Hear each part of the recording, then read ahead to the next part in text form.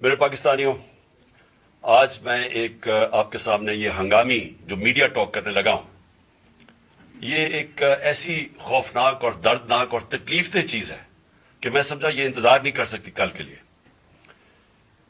میرے ساتھ جاوید علی بیٹھے ہوئے ہیں، ایک طرف عثمان ڈار جو ہمارے سیال کوٹ کے پریزیڈنٹ ہیں۔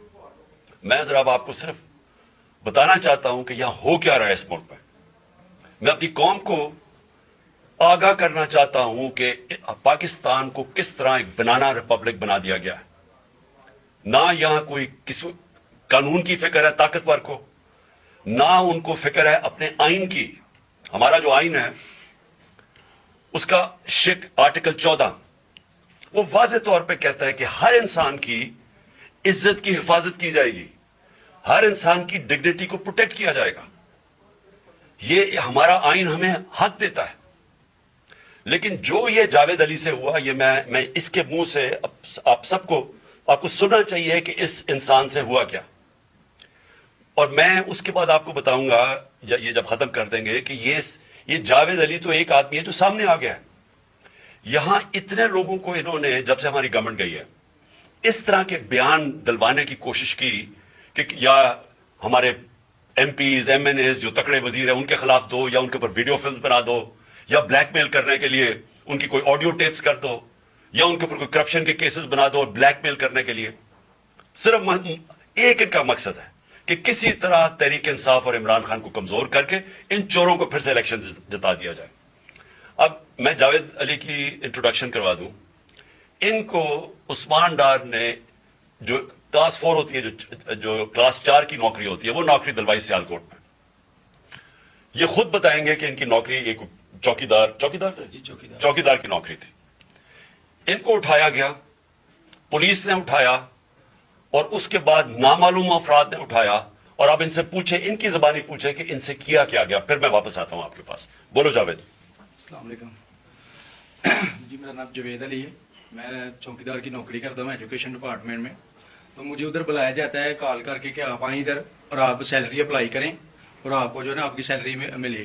میں ادھر گیا ہوں اور مجھے ادھر صبح 11 بجے سے لے کے تقریباً 3 ساڑھے 3 بجے تک بٹھایا جاتا ہے۔ آپ بیٹھو، کرتے ہیں تقریباً ادھر 4 بجے کے قریب 7-8 پولیس والے آتے ہیں۔ وہ ادھر سے مجھے پہلے ہاتھ کڑی لگاتے ہیں، بعد میں میری آنکھوں کے اوپر شرٹ باندھتے ہیں اور اوپر چوڑا ڈال لیتے ہیں کہ جیسے میں کوئی دہشت گرد ہوں، ٹھیک ہے۔ ادھر سے مجھے پرائیویٹ گاڑی میں اٹھاتے ہیں اور لے جاتے ہیں نامعلوم جگہ پہ۔ ادھر جا کے میرے اوپر مارک چڑھا ہوتا ہے، آنکھیں باندھی ہوتی ہیں، تقریباً 7-8 بندے ہوتے ہیں وہ جو مجھے جاتے فرش پہ لٹا دیتے ہیں اور مارنا شروع کر دیتے ہیں کہ تم نے عثمان ڈار نے تم سے کتنے پیسے لیے نوکری دلوانے کے لیے۔ میں کہتا نہیں دیے، پھر بھی مجھے دوسری دفعہ کبھی الٹا لٹکا دیتے ہیں کہ مانو تم نے عثمان ڈار کو پیسے دیے ہیں، کانٹریکٹر سے لے کے پیسے دیے ہیں۔ جب نہیں مانتا تب بھی مجھے کبھی سیدھا لٹکا دیتے ہیں، کبھی الٹا لٹکا دیتے ہیں۔ اور بعد میں جب میرے مثلاً کہ کبھی اینٹ ادھر سے اینٹ اٹھاتے ہیں، اسے دھاگے سے میرے نازک حصوں میں باندھ دیتے ہیں کہ مانو تم کانٹریکٹر سے پیسے لے کے عثمان ڈار کو دیتے ہو۔ کپڑے اتارتے ہیں، بتاؤ۔ بعد میں مجھے ننگا کرتے ہیں، کپڑے اتارتے ہیں، کپڑے اتار کے ادھر فرش پہ بٹھا دیتے ہیں کہ مانو تم نے عثمان ڈار کو پیسے دیے ہیں۔ جب نہیں مانتا تو پھر ادھر سے کہتے ہیں کہ ڈالا بھیجو، اس کی بیوی کو اٹھاؤ، اس کے بچے کو اٹھاؤ اور ادھر اس کو لا کر اس کو برہنہ کرو، اس کی ویڈیو بناؤ، فیس بک پہ ڈالو اور بلیک میل کرو۔ تب ادھر سے جا کے جب میری فیملی آئی تب میں ادھر سے ٹوٹا، ان کے آگے رویا کہ اب آپ بتائیں کہ میں نے کیا کرنا ہے۔ اس نے کہا کہ آپ 164 کے بیان دیے اور یہ کمنٹ میرے کہہ رہے ہیں کہ آپ نے یہ پیسے ٹھیکیداروں سے لے کے عثمان ڈار کو دیے۔ یہ بتائیں آپ کہ کوئی یہ سب چپ ہو جاتے تھے جب کوئی آتا تھا ایک آدمی؟ میری تو آنکھیں باندھی ہوتی تھی اس وقت جب کوئی آتا تھا، ادھر کوئی افسر آتا تھا، یہ کہتے تھے کہ بڑے صاحب آ گئے ہیں اور سب سائلنٹ ہو جاتے تھے۔ جب وہ آتا تھا سب سائلنٹ تھا، اب ٹھیک ہے لگے رہو، کرتے جاؤ، لگے رہو۔ یہ بات میں اب آپ کے سامنے یہ جو جاوید علی نے بات رکھی، یہ ہر طرح ہم کنفرم کر سکتے ہیں۔ قرآن کے اوپر ہاتھ رکھنے کے لیے میرے سامنے تیار تھے۔ یہ عثمان ڈار کو پھنسانے کے لیے، اس کو کرپشن کیسز میں لانے کے لیے، یہ ساری چیز، یہ جو اس سے 164 کا بیان دلوایا گیا، اور پھر بیوی بچوں کو ساتھ والے کمرے میں لا کے ان کو کہا کہ اس کو ننگا کریں گے۔ یہ سیدھی بات بتائے، بیوی کو کہا کہ اس کو ننگا کر کے اس کی تصویریں بنائیں گے اور پھر فیس بک پہ چلائیں گے۔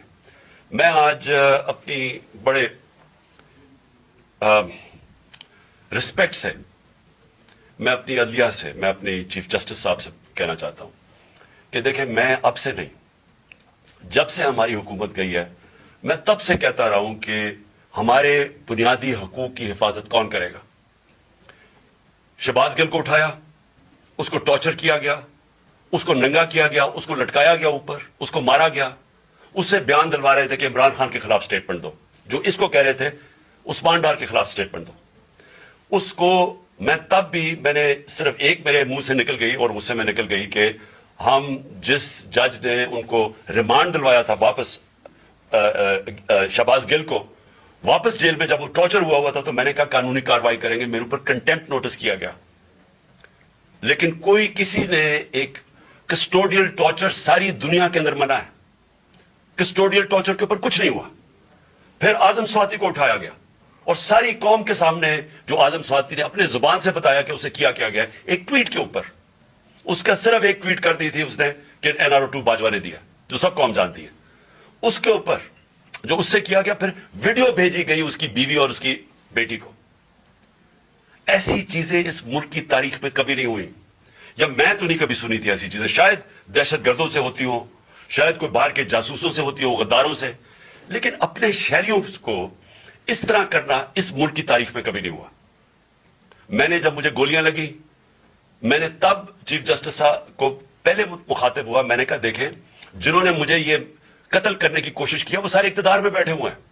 اس میں یہ جو ایک آدمی ڈرٹی ہیری جب سے جنرل باجوہ لے کے آیا یہاں، تب سے یہ تشدد شروع ہوا ہے. شہباز گل کا، اعظم سواتی کا، مجھے گولیاں لگی. یہ جو داستان آپ سن رہے ہیں، سوشل میڈیا کے بچوں سے پوچھیں جب سے یہ آدمی آیا ان سے اٹھ کے کیا ہوا. ان کو بند کمروں میں کپڑے اتارے گئے، ذلیل کیا گیا. ایک ماں باپ نے مجھے کال کی، انہوں نے کہا ابھی تک ان کا بیٹا نارمل نہیں ہوا. اس سے اوپر اتنا تشدد کیا کہ وہ ابھی تک نارمل نہیں ہوا. اور میں ان کو کہا جس طرح اس کو جاوید کو کہا میں نے سامنے آؤ، سب ڈرتے ہیں، نامعلوم افراد سے سب ڈرتے ہیں، اور کوئی کسی قسم کی پروٹیکشن کسی کو نہیں ہے، کیونکہ یہ قانون کے اوپر ہے، یہ جو مرضی کر لے، کوئی ان کو بچانے والا نہیں ہے. کوئی جاوید جیسے انسانوں کو جب یہ کرتے ہیں، اس کو پھر دھمکیاں دی گئی کہ تم نے یہ بتانا کسی کو نہیں ہے، تو ہم یہ کر دیں گے، ہم تمہیں یہ مروا دیں گے.